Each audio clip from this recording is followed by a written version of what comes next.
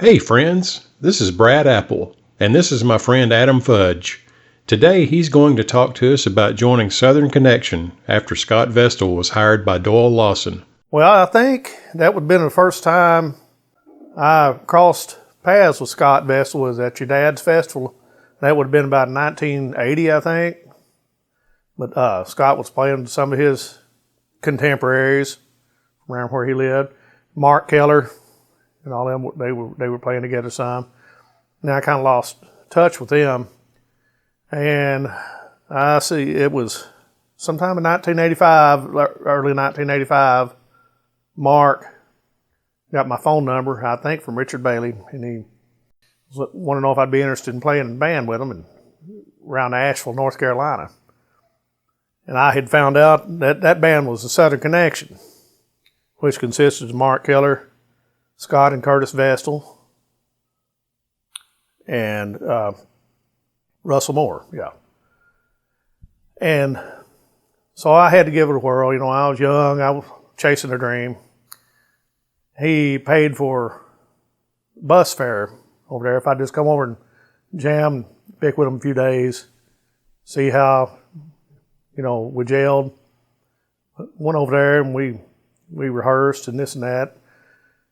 And right off the bat, he started kind of saying, now Scott played it like this, Scott played it like that, and I had to finally just tell him, look, if you want Scott Vestal, you need to get Scott Vestal.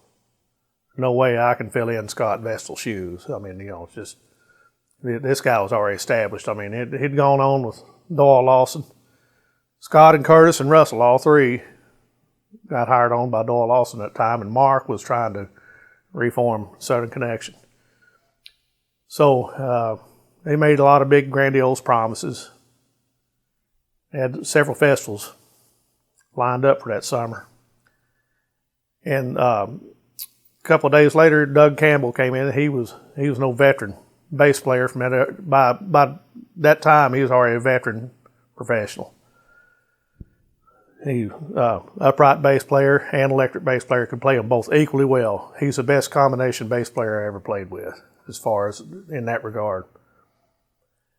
And we auditioned a number of mandolin players.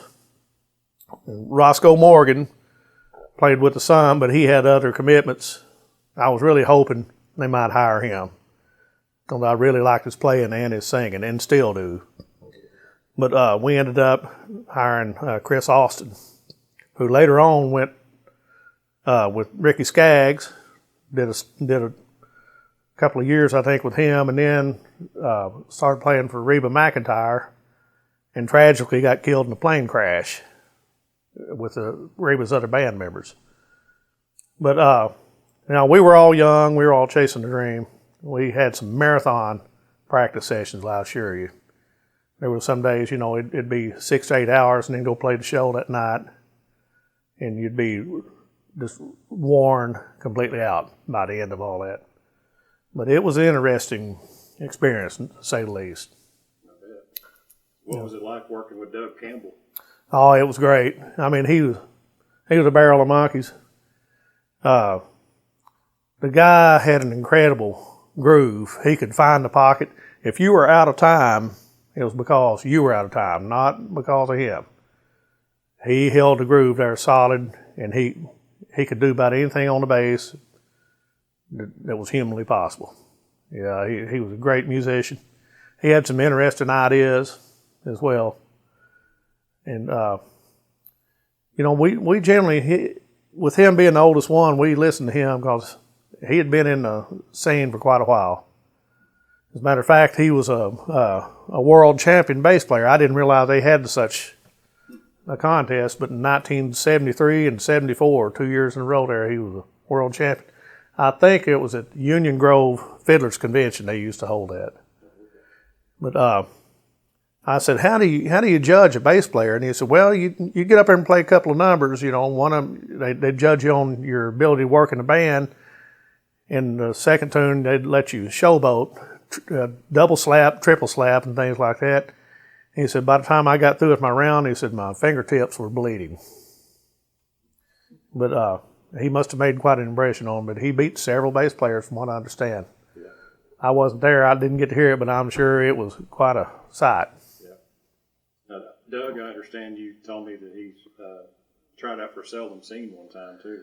Yes, he did. From what I understood, he had the job, and they had two to pick from at that time. One was Doug, the other one would have been T. Michael Coleman. And T. Michael actually convinced Doug to decline the position. And Doug went on to do other things, and T. Michael Coleman started playing the Seldom Seen, from what I understood. Yeah, there was a lot of music going on over there. The bluegrass music, progressive bluegrass music, was a completely different realm than what it is around here back in those days. That was evident to me very quickly once I got over there. But yeah, I learned a lot. We didn't make a lot of money. I wasn't there really long enough to make much money at it.